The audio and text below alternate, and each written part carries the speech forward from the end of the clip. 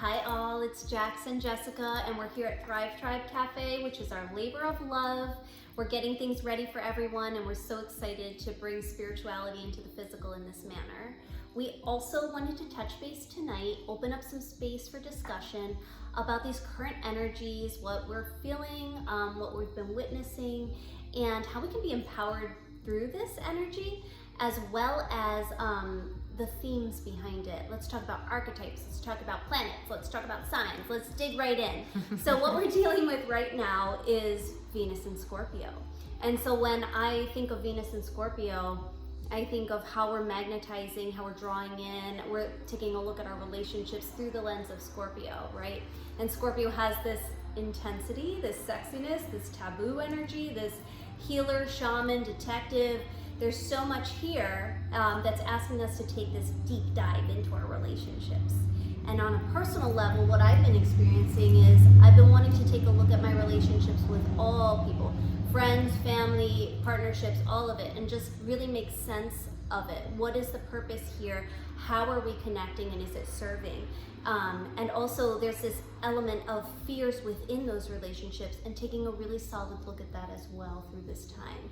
So yeah, do you have any thoughts on that, about the fears portion? Yeah, I would say the consciousness that's available with Scorpio is like how we look at these fears and merge with them. Like, what are we actually afraid of? Can we look at it? Can we be like a detective and dig deep and find the answers within that, so that the fear no longer overpowers us, right? That's the need of Scorpio, is to merge, right? And what are we merging, right? That's why the shaman is one of the archetypes, because it's merging from the spiritual realm into the physical. It's bringing it back, it's reclaiming.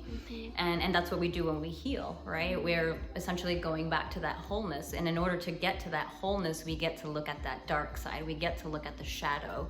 We get to transform the shadow. And that's where that power comes in, because we're no longer like I say no longer, but when we are aware of it, then the fears no longer overpower.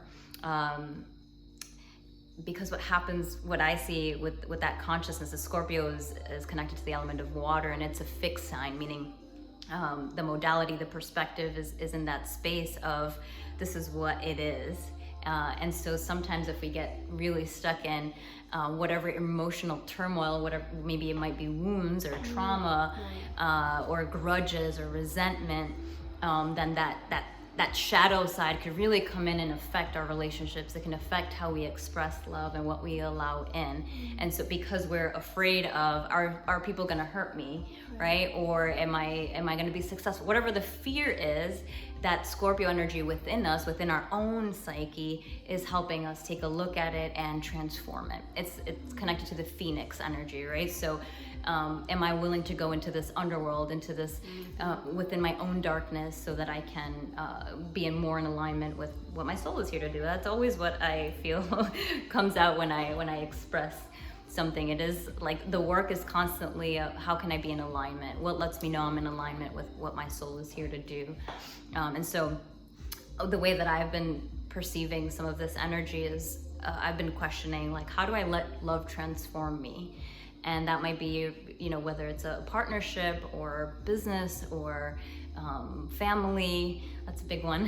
What I learn, right? And so how do I let the love of that transform me? Because sometimes, even taking on a new business idea or a project can be scary, because there are a lot of unknowns, right? And sometimes those unknowns is what stop people, and what the fear of those unknowns is what stop people. So, I've been seeing it a lot in this. I'm like, oh, I'm afraid, but I love what I do so much, and I love that I'm here to serve others, and that's my work. That I'm willing to go through those fears. I'm willing to get to know myself deeper in that way, so that I can use those fears as fuel to empower me to get to that next space, right? And that's the beauty of Scorpio too. How do I get into my own personal power and move forward?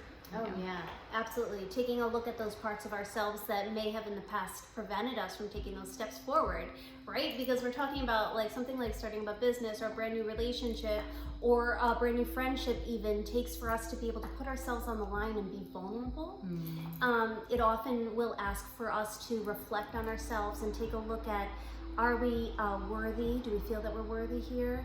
Do we feel like imposters here? Do we feel like we can be our truest, authentic selves in these sort of experiences? And what does that look like?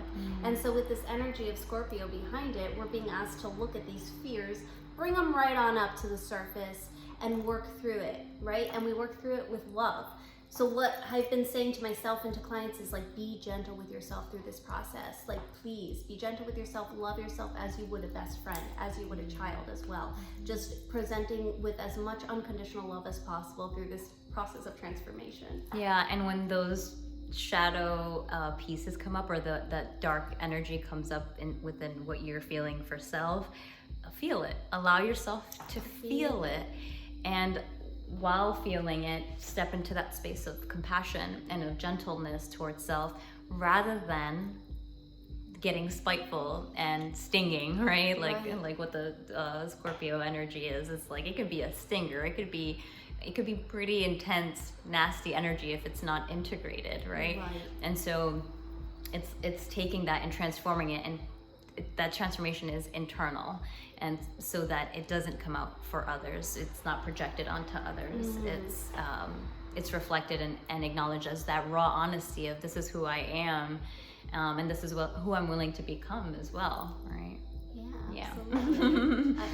I agree 100%. I feel like when we can tame our egos a bit and not be trying to project or anything like that through this process, we let ourselves feel into it.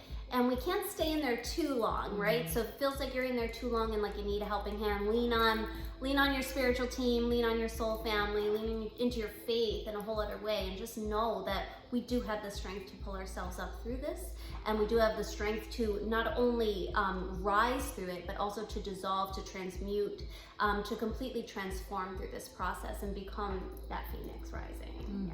Yeah, you are the alchemist of your life. So yeah, that's what's been on my heart, what's been coming up for a few days now, and just taking some time to process and integrate. And Venus will be in Scorpio until October, so we have some time to work with that consciousness and allow love to transform us on all levels.